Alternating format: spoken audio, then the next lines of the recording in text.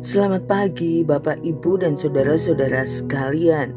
Bersyukur untuk hari yang luar biasa. Mari kita siapkan hari ini dengan mendengarkan renungan singkat firman Tuhan yang menjadi kekuatan baru sepanjang hari ini. Mari kita berdoa.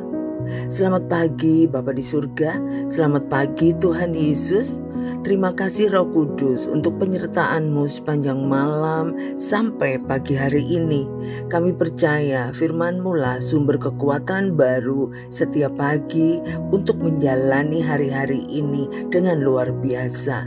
Dalam nama Tuhan Yesus kami berdoa dan mengucap syukur.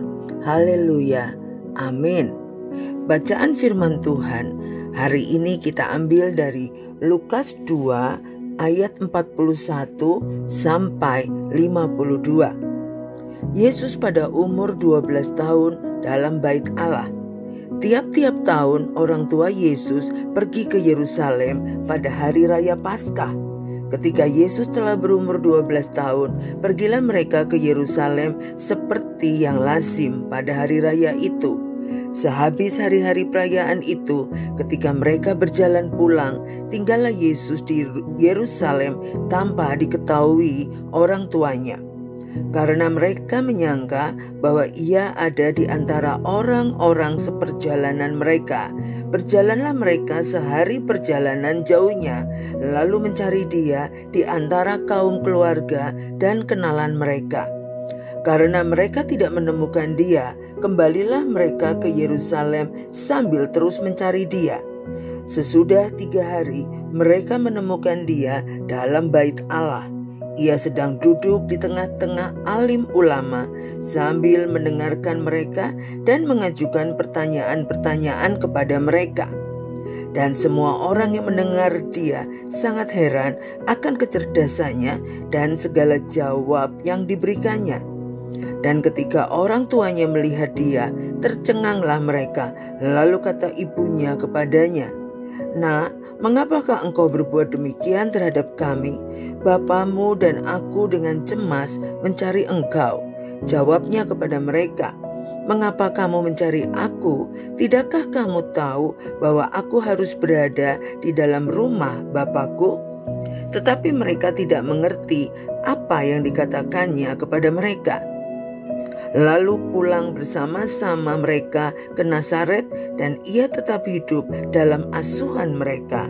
Dan ibunya menyimpan semua perkara itu di dalam hatinya. Dan Yesus makin bertambah besar dan bertambah hikmatnya dan besarnya, dan makin dikasihi oleh Allah dan manusia. Tema kita hari ini, hasrat bertanya. Saya pernah membaca kalimat yang berbunyi begini, "Tidak ada orang yang benar-benar bodoh kecuali jika ia berhenti bertanya." Bertanya adalah unsur utama dalam belajar. Malu bertanya, sesat di jalan.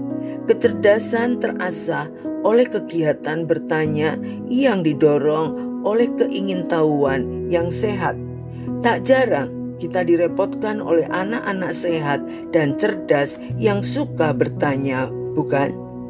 Sama seperti kita dalam pertumbuhannya sebagai manusia di masa remaja, di benak Yesus membanjir banyak pertanyaan. Banyak hal membuatnya terpesona sekaligus membangkitkan beribu-ribu tanya.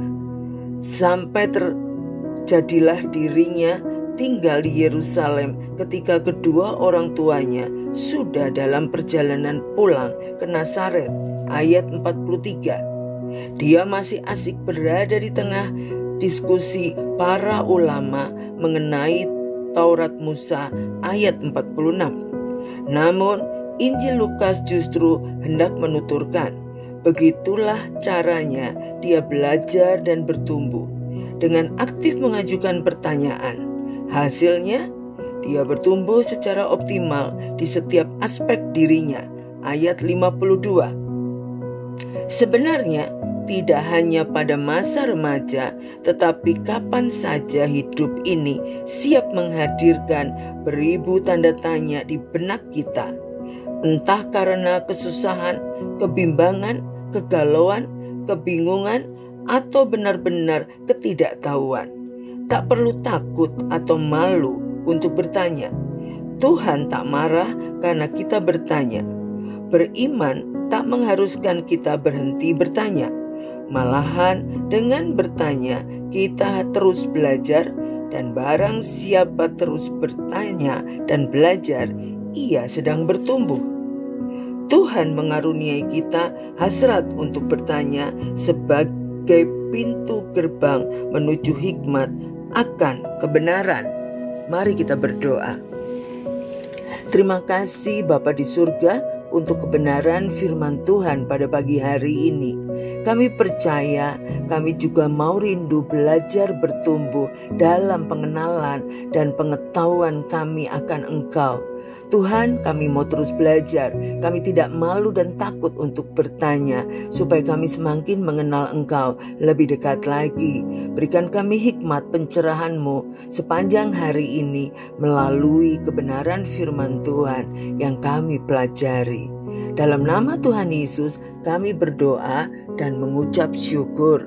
Haleluya. Amin.